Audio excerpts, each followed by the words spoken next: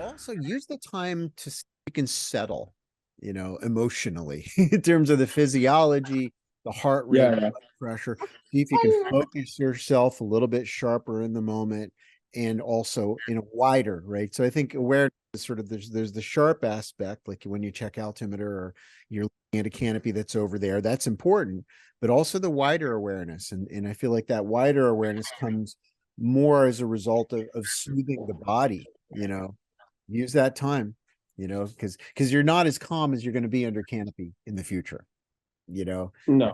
when you're super current, you got thousands of jumps, and you're actually able to slow your heart rate down a lot. And the whole point is not, I mean, there's no direct benefit to a slower heart rate. It's just that when we soothe our adrenaline response, we're aware of more and we're able to modify in the moment. We're able to be wide awake in the present moment and make a change based on what you feel and see. That's why I do what I do. That's why I've made, we're creeping up on 700 YouTube videos and hours, yeah, well, days of training videos, actual organized training videos. And now we've got, on this network where we meet Mhm. 3 times a week, right? And one of those Oh, times is really? really well suited for European time zone folks. Um, we meet and we talk about whatever you want. We'll get into lots of detail. Of course, psych is one of my backgrounds. I've got more than one. Mhm. I design parachutes and build them too, and run canopy courses. But the psychology stuff is vital. You can't make the system work without a calm mind, and a mind that's not sort of dwelling on shame, dwelling on fear, all the stuff that's going to close us down. As far as best thing for safety on the drop zone, awareness. Be the person that sees everything and take a Yes. moment to see everything when you're in the sky or any chance you get. Yeah. Good, succinct, incredibly accurate. More awareness, and then noticing how we get awareness shrinkage and why. My experience is that I get awareness shrinkage when I'm scared, right? Because I narrow my focus into the things that I'm really just, I'm doing that one thing. I'm pulling my handles or I'm flying my pattern and I'm really looking at the target or my altitude location, sort of stringing of the beads of my pattern. That's part of it, but that gets out of the fear realm sometimes emotionally and more just into the hyperfixation zone. Whether it's I want to get to that target and I do dumb things, or I'm following the leader in a track and all I'm seeing is them.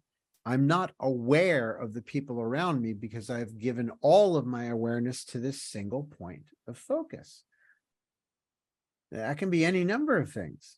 You're focused on your own thing, putting a seatbelt on in the airplane, and you're not noticing the guy next to you did it wrong through his reserve ripcord, or you know what I mean? Something else is going on beyond what you're focused on. And so to me, awareness is kind of two compartments.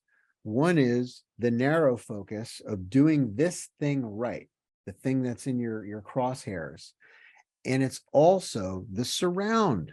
It's also the big picture that requires an open mind, ready to catch movement out of the corner of your eye, ready to see that leg strap that's routed incorrectly on the airplane, right? On somebody that's 5 feet away from you, noticing their RSL is not hooked up or their seatbelt is still on and it's jump run.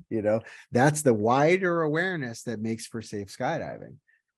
We certainly need to have that sharp focus so we can land where we want to and get to that formation that we want to be a part of, but not to the exclusion of the wider awareness.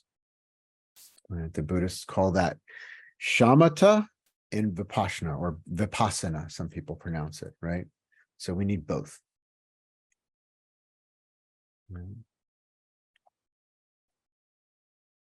And that's pretty cool.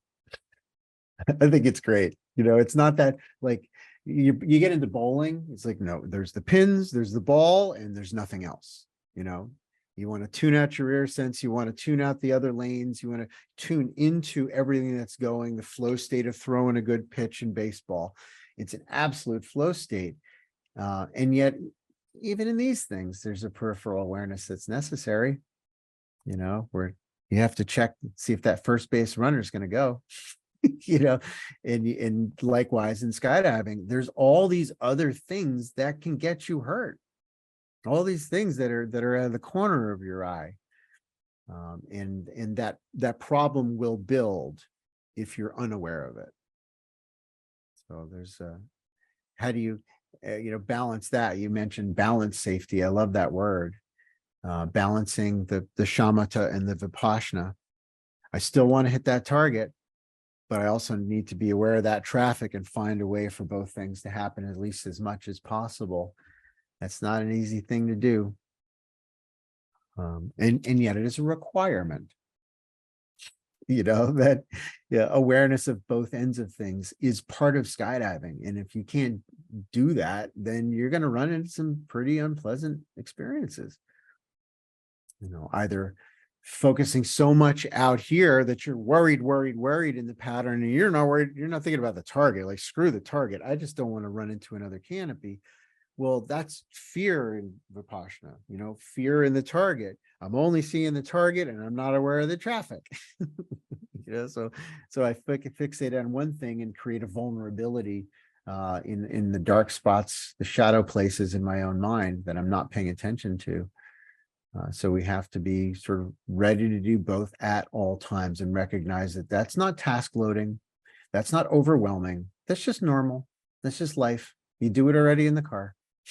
You're driving around, you're talking to the kids, you're, hopefully not texting.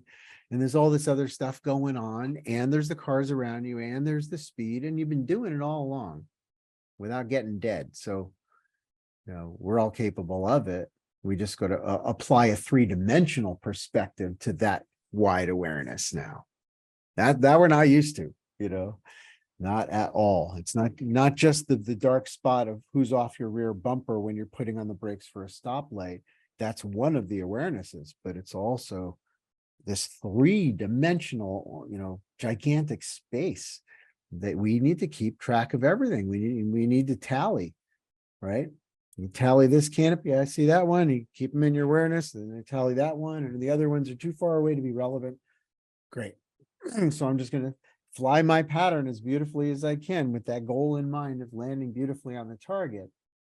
And I'm not going to forget about those guys, because they can show up at strange times. Life is a risk. There's a huge risk in life. The biggest risk in life is that you'll waste it. Is that you'll be 80 years old and kicking yourself saying, if only I'd done this. Oh, I wish I'd done that. The biggest risk in life is that you waste your opportunity of living it.